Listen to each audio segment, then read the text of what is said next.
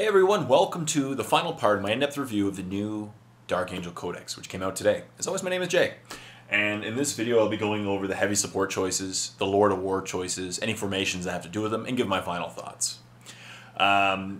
Now that we've had time to think about this codex, and as I said, I've been doing an interesting comparison in some of the videos between this codex and the Space Marine Codex. Because in a lot of ways, this codex, I find, just doesn't bring enough flavor to warrant the bringing of Dark Angels. Depending on what you like. Ravenwing are fun, for sure. Deathwing, I don't think so. And Greenwing, arguably, in some cases, yes. Some cases, no. They're cool powers. They Overwatch at a great ability, Overwatch at full ballistic skill.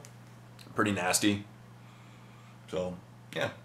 So, we'll start off with the heavy support choices. Now, the heavy support choices are really, like, the most boring section of this. I guess that would be troops. But heavy support choices are not a very interesting section of this codex because, other than one entry, everything's identical to Space Marines. Right? It's not that original. Most things stayed exactly the same. But the big thing is that like the Space Marines, obviously, they got the ability to take vehicles in squadrons. So that's cool. And yeah, so let's get started. So Ravenwing Land Speeder Vengeance. Now this is the only part of the heavy support that's exclusive to the Dark Angels. And it got cheaper. It used to be 140 points, now it's 120. And it's still Ballistic Skill 4, Armor 10 around, 3 hull points. It's a fast skimmer vehicle because it's a land speeder. And it has a heavy bolter and a plasma storm battery. And for those who don't remember what a plasma storm battery is, it has two different modes, burst and charged. Burst mode is 36-inch range, strength 7, AP2, heavy 3 gets hot. Charged mode is 36-inch range, strength 7, AP2, heavy 1 gets hot, large blast. So, cool stuff there. And special rules is Deep Strike and Ravenwing once again, which allows it to reroll its Jinx saves. Pretty cool. Ravenwing got a boost in this codex, I feel. Deathwing and Greenwing, Greenwing, they got access to grav weapons. That's pretty cool. And you can replace the heavy bolter with assault cannon for 15 points. It used to be a 20-point upgrade, so that's alright. You're saving points on the Land Speeder Vengeance. Then the rest of the codex entries for the heavy support are really perfectly in line with the Space Marines. So we'll go over them because some of you didn't check out the Space Marine Codex review, and that's okay. So Devastator Squads, 70 points for 4 Space Marines and a Sergeant. Weapon skill, ballistic skill 4, strength toughness 4, initiative 4, 1 wound, 1 attack. Leadership 8, 3 up save. The veteran sergeant has another attack, extra leadership. Warrior, bolt gun, bolt pistol, frag grenades, crack grenades, signum for the Space Marine sergeant or veteran sergeant only. They shall know no fear. Combat squads, grim resolve. And of course, up to 4 Space Marines may take items from the heavy weapons list, which is what you do to typically take Devastator squads, is you give them the heavy weapons because they're like a heavy weapons team. Makes sense. You can give them a Morian Cherub, which is one of the new things. It's a one-use only, and they basically one model in a unit equipped with an armor Morian Cherub can reroll all failed to hit rolls in 1 shooting phase. Yeah, interesting. They could take the Space Marine Sergeant can take weapons from the melee or ranged weapons. And the Sergeant can take multi-bombs for 5 points, and they have access to vehicles, Drop Pod, Rhino, Razorback as dedicated transports. Once again, if you take the Double Demi Company, they just get a free Razorback. Or a Rhino, or whatever you want, and a Drop Pod. Yeah, cool stuff. There's also that Drop Pod, there's a really nasty Drop Pod assaulty formation as well. I was in a White Dwarf recently. See, it wouldn't be for these guys. Up next, we have the Predators. 75 points for a Predator. Ballistic Skill 4, Front Armor 13, Side Armor 11, Rear Armor 10, 3 hull points. Warrior, Autocannon, Searchlight, Smoke Launchers. Special rules, Kill Shot. So this is, again, it has 3 of them. While the unit includes 3 Predators, all Predators in the unit have Monster Hunter and Tank Hunter special rules. That's pretty cool. Because, it'll help take down Land Raiders, I find. Giving them Tank Hunter, it adds the chance, increase their chances of glancing, because it's only strength 8, Against most monster creatures, it'll be 2 up rerollable. So, good stuff there. Against, I guess, a Wraith Knight, it'll be 4 up rerollable. You include up to 2 additional Predators for 75 points each. Any Predator may replace his auto cannon with a twin-linked las cannon for 25 points. That's a pretty good combination. And any Predator may take 2 side sponsons, which are both armed with one of the following: heavy bolters for 20 or las cannons for 40. So you can have like a triple las pred, and they're pretty nasty. Any Predator may take items from Dark Angels vehicle list. Good stuff.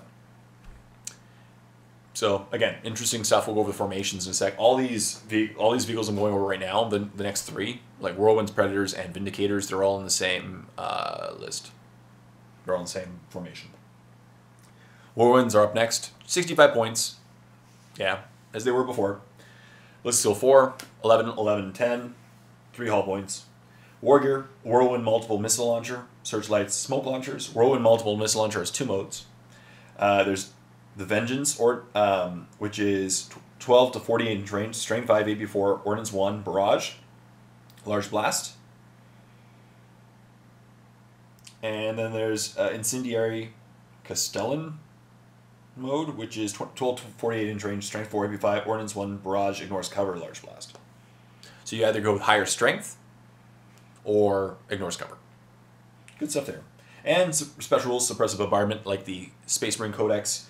While the unit includes 3 Whirlwinds, each model's Whirlwind multiple missile launchers has the pinning and shred special rules. Now, obviously, if you're playing with this formation, the key is to keep them alive. With Whirlwinds, it's particularly hard because they're only armor 11 around. And all your opponent has to do is kill one of them, and then they lose the rule. So, but this is my favorite one, the Vindicator. It's by far the craziest of the new special rules because, again, like the Space Marines Codex, they're 120 points each, armor 13, 11, 10, ballistic skill 4, 3 hull points. But they have the Demolisher Cannon, which is a large blast, strength 10, AP1, I'm pretty sure? AP2. Ordnance 1, large blast. Searchlight, smoke launchers. But the special rules, line breaker bombardment, that if it includes 3, you basically choose a single tank in the formation, and it fires. The other 2 don't get to fire, but instead of a large blast strength 10 AP2, you get a apocalypse size blast strength 10 AP2 ignores cover, which is huge. Huge. Like that's because an apocalypse blast has 4 times the area of a large blast. So you get 4/3, so 100, basically you increase by 33% the area covered, and it ignores cover. So you literally just place an apocalyptic blast on your opponent, and if they don't have invols, they're dead. That's awesome. It can scatter, but it's like a 10-inch blast, and he's ballistic skill 4, so the most it'll scatter is 8 inches. So if whatever you put the hole over, it'll most likely kill. You know, that's pretty awesome. Once again, you have to have all 3 alive to do this, but you probably, if you get to go first, or you just, formation, they're for armor 13, so Vindicators are relatively more survivable than Whirlwinds, and yeah, if your opponent's smart, he'll go for one of them instantly, but you don't have to. And you include 2 additional Vindicators for 120 points each. They can take a Siege Shield for 10 points, and Siege Shields just, it's for dangerous terrain checks. They automatically pass dangerous terrain checks. And they take items from the Dark Angels vehicle list. So that's my favorite one by far. Now up next we have the Land Raiders. Now as I said, the big change to the Land Raiders in this codex were, in the previous codex they had the Deathwing vehicle rule. That if you wanted Deathwing to be in them, which in this codex probably won't happen at all anyway, but if you wanted them to be in, it was a 30-point tax, and they got Venerable. So it was kind of a cool trade-off. And a lot of times it actually did save my butt. That, you get an Immobilized, you make your opponent re-roll it, they get a Shaken, better. So, much better, right? It keeps you alive. But they lost that. They're now just normal Land Raiders. There's no difference between these Land Raiders and any Land Raider in the Space Marine Codex. No difference. Land Raiders, 250 points, armor 14 around, ballistic skill 4, 4 hull points. Twin-linked heavy bolter, 2 twin-linked las cannons on the sides, searchlights, smoke launchers, and special rules: assault vehicle, power the machine spirit. You can take a multi-melter for 10 points. And then there's the Land Raider Crusader, 250 points, same thing, ballistic skill 4, 14 around, 4 hull points. The big difference is that a Land Raider can only have 10 model carrying capacity. Land Raider Redeemer, Crusader has 16. It has 2 Hurricane Bolters, Frag Assault Launchers, a Twin-Link Las Cannon, Searchlight, Smoke Launchers. Special rules, Power of the Machine Spirit, and Assault Vehicle, and can take a multi-melta for 10 points. And finally, of course, the Redeemer. I have a Redeemer. I like it. I love the Redeemer a lot because it has its uses, because it's Flamestorm Cannons. But it's armor 14 around, ballistic skill 4, 4 hull points. Its carrying capacity is 12 models. And I particularly like this one because when I like to take Deathwing, I always had a leader with the Deathwing. Like, I'd put my HQ Belial with my squad of 5 so I can fit them into a Land Raider. So I really like the Land Raider Redeemer. And I really like the Flamestorm Cannons because they're strength 6, AP 3, and that was awesome because they kill bikers and anything that relies on Jink like no one's business. They kill Space Marines like no one's business. They killed a lot of stuff because, you know, there's not that many AP 3 flamers in the game, and these are one of them. So Frag Assault Launchers, it also has Searchlight, Smoke Launchers, Assault Vehicle, Power of the Machine Spirit, and you can take a multi-melta for 10 points. Cool. And that's it. That's the heavy support. So to sum up the heavy support, it's the same as the Space Marines, basically. Other than the Vengeance, which got cheaper. So if you liked running it before, just like running it now. Let's go over the formations now that have to do with the these heavy support vehicles, which there's one, I believe, which is called the Hammer of Caliban. And let's compare, also as I want to do a comparison between this one and the one from the Vanilla Codex, because, again, the huge debate on this Codex, which I've already created, people are debating online, is this book worthy of taking on its own versus Space Marines? So, in the Space Marine Codex, there's 2 different formations that would apply to this case. There's the Land Raider Spearhead, which you have to take 3 Land Raiders. So if you want to take a Land Raider, you're a little bit out of luck, because you have to take 3, and it's very expensive. It's a 750-point formation. And in like a 1500-point game or even an 1850 game, it's really expensive. It'd be very durable because it makes them super, you know, survivable. And then there's also the Suppression Force, which has Land Spears and Whirlwinds in the Space Marine Codex. And then there's also the Armored Task Force, which is a Tech Marine, 0 to 3 units of Thunderfire Cannons, 3 to 5 units of, and any combination of the following: Vindicators, Predators, Whirlwinds, and 0 to 1 Sergeant Cronus. But in this codex, there's only one formation that has to do with any of these heavy vehicles. And it's 1 Tech Marine, 1 Land Raider of any type, and 1 unit chosen of the following: Predators, Whirlwinds, or Vindicators. So, there's some trade-offs. Also, restrictions: formations, units of Predators, Whirlwinds, or Vindicators must include 3 models. Okay, that's fair. There are special rules. Hammer of Heretics. This formation's Tech Marine must begin the game embarked upon the formation's Land Raider. While the Tech Marine from this formation is embarked upon the transport vehicle, its ballistic skill is increased to 5. Cool. Might of the Lion. All vehicles in formation must form a single vehicle squadron, as described below. However, this vehicle squadron counts as 2 units for the purposes of calculating victory points. So they're all traveling together. Interesting. Monster Hunter. They all get Monster Hunter, so they contains at least 1 model with a special rule. Reroll all failed to wound rolls against monsters. And Tank Hunter. That's pretty cool. See, this formation is interesting. It has its pros and cons. If you want to run the triple Vindicator, triple Whirlwind, or triple Predator list, it's a bit more expensive to take it in this codex as opposed to the Space Marine Codex. Because to take 3 of them, all you need to do is take 2 Whirlwinds and a Tech Marine. 2 Whirlwinds add up to 130 points. And a Tech Marine to take the 3 Predators, or 3 other Whirlwinds, or 3 Vindicators, right? Versus this one, where you have to take a Tech Marine and a Land Raider. And a Land Raider is 240 points at cheapest, so it's an extra 110 points you have to take in order to get the triple Whirlwind, triple Predator, or triple Vindicator in your list. And I really like the triple Vindicator list is hilarious, because that means that, especially combined with this list, now one of the pros of this list is that it gets Monster Hunter and Tank Hunter. So you drop that Apocalypse Blast, Strength 10, you're going to do some serious damage to whatever you want to land on. Monsters, creatures, you'll do some damage. Even vehicle, you'll do some serious damage. You know, against like Eldar, that rely on Jinx and cover saves, and like, oh my gosh, it'll just eat everything, you know?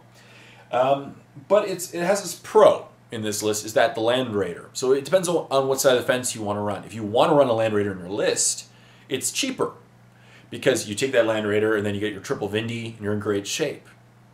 And you don't have to take 3 Land Raiders like the Land Raider Spearhead from the Space Marine Codex. But of course, the Space Marine Codex Spearhead is just hilarious because it makes them stupidly invincible until they die. So it's up to you. There's pros and cons to this one. Both involve a Tech Marine. It's just if you want to run a single Vindicator, or because if you really want to run 3 Vindicator, no, sorry, if you want to run a single Land Raider, you're in great shape in this one.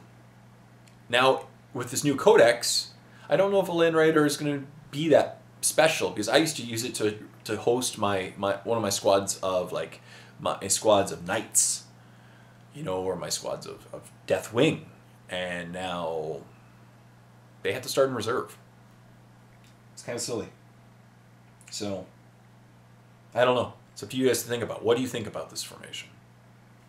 Pros and cons. There's definitely trade-offs. It's not one's for sure better, but if you wanted to run the Armored Task Force without any, if you don't want to have any Land Raiders on the list, then your Armored Task Force is cheaper, points-wise, to get that triple Vindicator or triple Predator in your list than the Hammer of Caliban. But, yeah, up to you. So, there we go. And that's the heavy support formations. And let's go over the Lord of War. There's a Lord of War in this codex. It's Azrael. And I kind of figured Azrael was going to get moved to the Lord of War choice. Now, he's the Supreme Grand Master of the Dark Angels. It makes sense fluff-wise.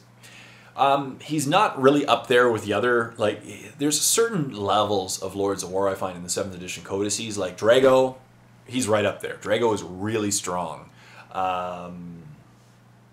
Who else? Goscal Thraka is okay, you know. And then the Dark Angel guys, yeah, cool. Avatar is pretty good. Yeah, you know, there's certain levels. Fluff-wise, it makes sense. Calgar is a great Lord of War. And you know what? It makes sense fluff-wise to have Azrael as a Lord of War. He's not the most survivable, so he won't live very long in some cases, because he's only toughness 4 and doesn't have Eternal Warrior. You know, Goscal Thraka has no invulnerable save, but he has Eternal Warrior. If Azrael fails an invul against anything strength 8, strength 9, he just dies. Or anything has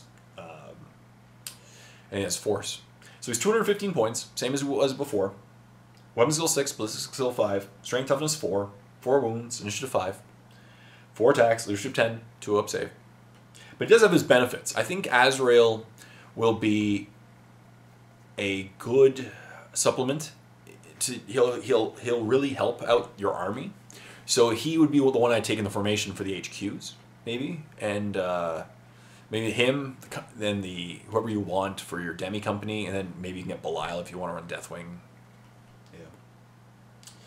So he's a mastercrafted combi plasma, a bolt pistol, frag grenades and crack grenades.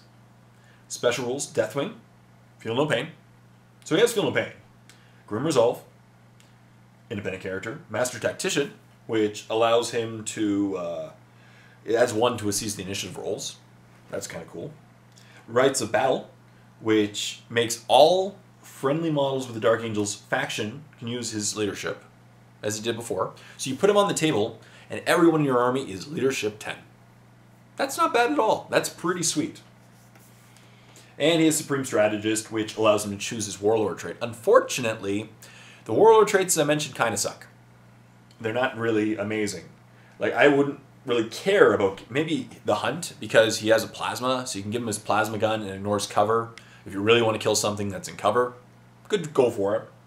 Courage, the First Lion, your Warlord and all friendly units within Dark Angels faction within 12 inches have Fearless. It has his, applications. Furious Charge, maybe. The Brilliant Planning is only good if you are intent, the Deathwing, if you take the Deathwing formation, you just choose what turn they come in, so that doesn't apply. Rapid Maneuvers, I don't really care about for him, but hold at all costs, your Warlord and his unit have feel no pain, as opposed to just him having feel no pain, within 3 inches of an objective. So then they become a cool camping group that you can, you bounce around, especially in Maelstrom of War, you bounce around the field getting close to objectives. It just says while within 3 inches of an objective. It doesn't say while controlling an objective.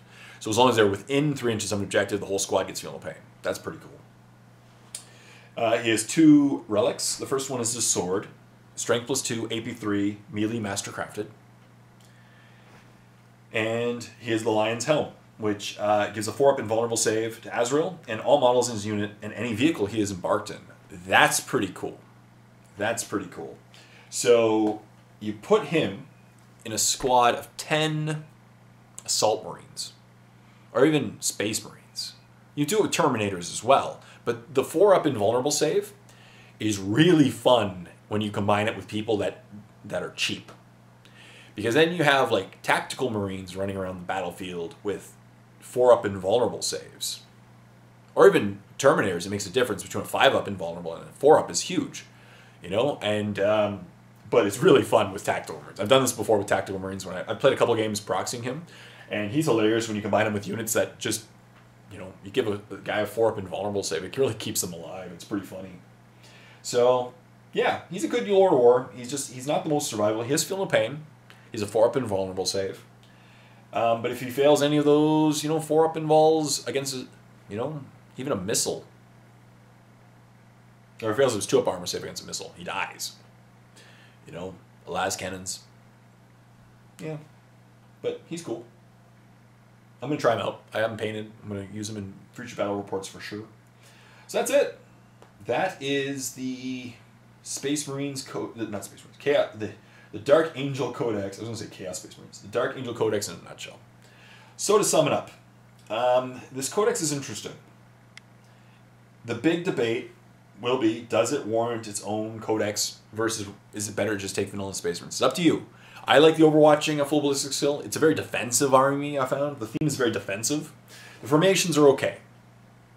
They're okay. Nothing too amazing about the formations and the bonuses. The Demi Company, especially in relation to the... Because all of the good ones, I've just linked to the... they're the same as the Space Marine Codex. The Demi Company itself, if you like options, this codex, it better take vanilla. However, if you want to run the Demi Company spam list with minimal choices, this codex would actually be good for you because all you need to do is take 1 squad of scouts, and then you take 2 Demi Companies. Bunch of free transports. Cool stuff.